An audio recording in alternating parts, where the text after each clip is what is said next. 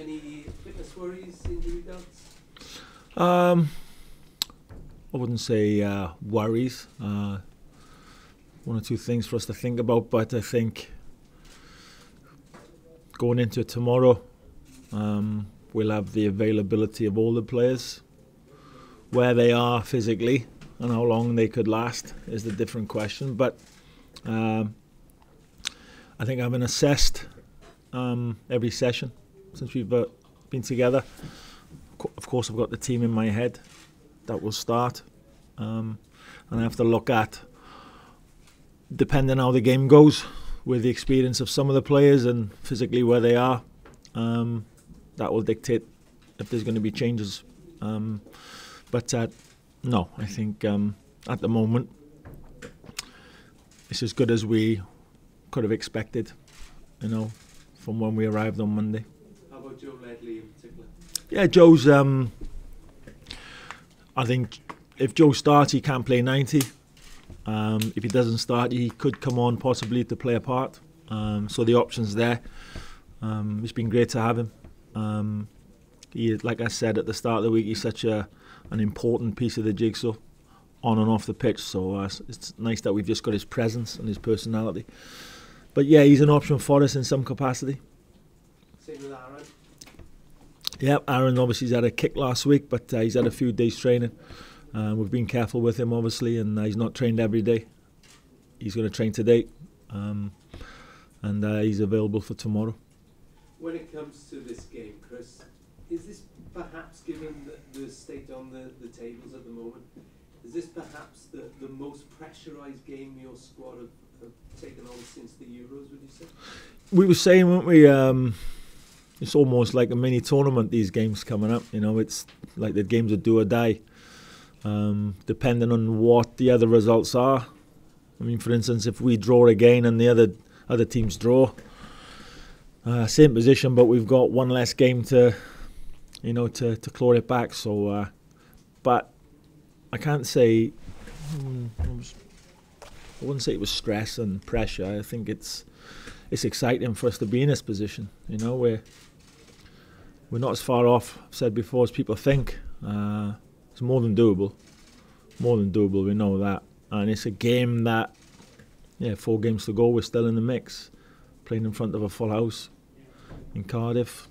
That's what we've wanted for a long, long time in these campaigns, just because we were spoilt a little bit in the last campaign, and of course what happened in the summer, but that's not going to happen all the time, and we have to be realistic. We're still in the mix. If you ask Serbia or Republic of Ireland or Austria, they'll be saying, Wales are still in the mix. Of course they are. They'll be looking at us thinking they're a threat, and we are. So we've just got to, from now on, we've got to maximise our opportunities, starting tomorrow night. And after Vienna, plans to look after Arnautovic, because he caused real problems, didn't he? And the fact that, again, in some of these games, I think 4 of the last 5, you've been ahead and haven't been able to hold it. Yeah, that's right. I think, these draws we've had, these 5 draws, but 3 of them have been in Vienna, in Dublin and in Belgrade. So, really, if we are, again, I'll use that word, being realistic, you never ever go to these places and roll these teams over. It's normally the other way around, history tells you. So the 3 good draws, a bit disappointed because we've been ahead in these games. Obviously not the Republic of Ireland where it was a draw, but 0-0.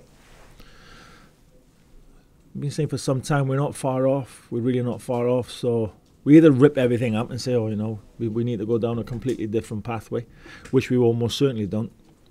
Or we just show some resilience, keep the belief, stay confident, and we turn a draw into a win.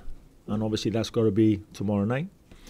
But in terms of plans for any of their players, we do our due diligence on every team, every player, every threat, just like Austria will be doing to us. And tomorrow won't be any change for us. We've got someone playing on that side in Chris Gunter, who's got, this will be his 80th cap, Chris, 60th consecutive cap. Incredible. Someone with that experience at Chris's age, unbelievable, fantastic. And if you look at the players in our camp, the players in our squad, and the total number of caps is very positive. and that's a big help in international football. You can play at any level of football domestically, and when you step up into international football, it's a different kettle of fish. It is. It's completely different. You've been watching it long enough yourself, Rob. So for us to have players we've got 40, 50, 60, 70, 80 caps, and we've got a number of them now. That's really good, really, really good, and they're still at a good age. So none of our boys will be fazed by tomorrow night, because we've been here before. We've been in these situations where we have to, and we've got to get the job done. We've been here before, and our players haven't disappointed. It's never easy, but how long were we waiting to be in this situation? Years and years, you know. Here we are again, so let's go and do it. Mr. Coleman, please allow me 2 questions about Austria. Hello, by the way. Hi. Mark Janko started in the first game up front. He doesn't have practice at club level now, and Guido Burgstaller, who was playing up front in Dublin, is out. Who do you expect Austria playing up front, and what does it mean to your plans, who is playing up front? I think Austria have a certain way of playing. They're a good footballing team. I think up until when we drew in Vienna, they hadn't lost a home game for 4 years in a campaign. It's an incredible record. So Janko, who was obviously a main part of the team for a while, and then he's been in and out in this campaign. But if he does start, we know the strength's there. As a target man, and he probably could start. I don't know. Maybe they've got other plans, but with the other players they've got missing, then he is there's a huge possibility that Janko could start up as a number 9. And the second question about Austria is under major pressure. They know exactly, as you know, that they probably need 4 wins from their last 4 games. Would you agree with me that a draw on Saturday would be the end of the dreams for both of us? It depends on whether the other results go for us or not. I seriously don't think either team is going into the game tomorrow night looking for a draw. We're not. Austria won't be. Both teams are capable of scoring goals, good exciting players. I think it'll be a great game tomorrow night. I think it'll be open. And, a draw really doesn't do any of us any good. So something will have to give, you'd imagine. But then if it is a draw, you have to see what happens elsewhere, of course, with the other results. This was always going to be a tight group, tight campaign. Teams are very, very similar. There's 3 or 4 teams that are very strong. So I've said before, I think it'll go to the wire. One of us could be dropping out tomorrow night if it's a negative result. So I think it'll be an exciting game because of that, because I think both teams are going to go for it. Chris, you mentioned the way that your players are very experienced now at handling big situations. The same obviously applies to you in this job now, because you've had a long run. But having said at the start of this campaign that you saw this as being where you would move on from international management at the end of this, how much does it mean to you to actually finish it up, having done so well, to finish it up on a high, go into the World Cup rather than it all dribble away? Yeah, I know,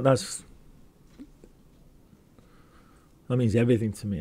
That has to happen for me, That's what I think. We were in the press conference and Rob was pushing me earlier on in the week. But I was being honest in my answers, my contract's another year in my eyes because we've got to go to Russia, and that's all I ever think about. That's what I dream about, and I can't afford to think about anything else. And that is very much what I'm driven towards. That I believe we can do it.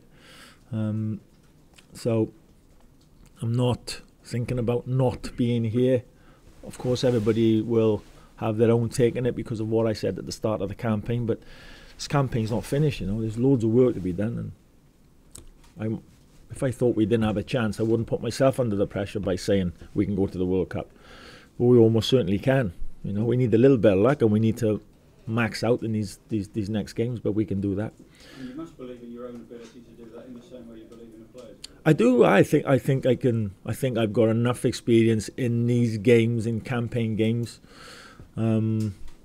I think it came from, I learned a hell of a lot in my first campaign where it didn't go well at all. And that's where I really learned a lot in these international games, and everything that involves an international team. So many things out of your control as an international manager, but you've got to learn to live with that. So I think, with my experience, then I know what's coming tomorrow. I know what we've had to do this week. But that just comes with the experience of being in the job and being involved in these big games. I think the tournament did me and the whole players and my staff the world of good. I've been in those 90-minute games where it's everything on it. There's no second bite of the cherry. You've got to get it right. You've got to get your planning right. And when you're involved in a pressure situation like that, you do learn a lot, And I think we've all learned from that. So this game tomorrow, it's a huge game, but it's another game that we've been here before, and we know how to handle these situations. We'll just take a couple more questions, Chris. Johnny Williams yesterday perhaps showed the type of commitment you have in your squad by going all the way up to Sunderland and coming all the way back, just so you can make sure you could be still part of your plans and training today. Yeah, brilliant. We were talking about what would happen about transfers, in the first press conference last week, and so we get a call yesterday from Johnny. I speak with Johnny's agent, Jamie Morley, and he says Sunderland, they want to do the deal. Palace have agreed. So literally Johnny finished training in a car, straight up to Sunderland, medical, agreed everything, text me last night, all done. He arrived back at the hotel at 5 o'clock this morning. But he got a big smile on his face. He's going to an incredible club, Sunderland, massive club. I think they'll really like him up there. This type of football, I think, is a very shrewd move by Simon Grayson. Fantastic. He's come back this morning. All right, he's going to be a little bit tired, but it's a light session this morning anyway, and he'll be ready tomorrow for the game, And now we've got a smiling Johnny Williams, which is always a plus. And you talked about the confidence in your players, and it's just not wavering. Some people sort of have their doubts whether you can go on and win all 4 games if that's what it takes. But you've seen enough of this side to just have complete amount of faith. Yeah, and that's no disrespect to Austria or Moldova, Georgia, Republic of Ireland are the remaining games. But for me, it could be, which is a statement, but I'll say it could be Brazil, Spain, Germany. I have that much confidence in our players and in our team, and especially here in this stadium when it's full. If we get it right, then there's nobody we need to fear. That's a definite. We don't have to be afraid of anyone. And whilst we know over the 4 games, but we're only looking at 1 game. We've only ever looked at 1 game. 1 game's always winnable, doesn't matter who it's against. Tomorrow night's no different to that.